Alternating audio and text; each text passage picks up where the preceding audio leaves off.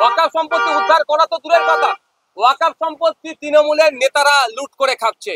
আজকে বিধানসভায় স্পিকার স্যারের মাধ্যমে রাজ্যের সংখ্যালঘু বিষয়ক ও মাদ্রাসা শিক্ষামন্ত্রীর দৃষ্টি আকর্ষণ করলাম, তাকে আবেদন করলাম যে পশ্চিমবাংলায় ওয়াকাফ ভারতবর্ষের দ্বিতীয় বৃহত্তম ওয়াকাফ সম্পত্তি পশ্চিমবাংলায় আছে।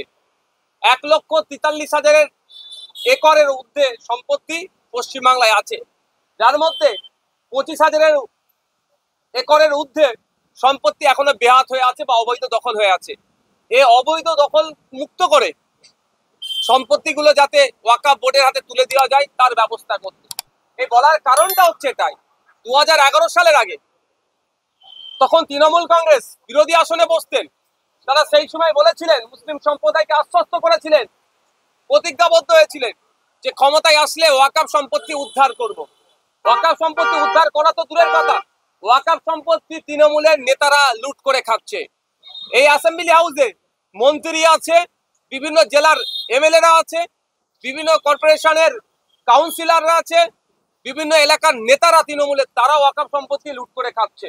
যাতে এইগুলো তাদের হাত থেকে কেড়ে ওয়াকাফ বোর্ডের হাতে তুলে দেওয়া হয়, তা সেই জন্য আজকে মেনশন করেছি।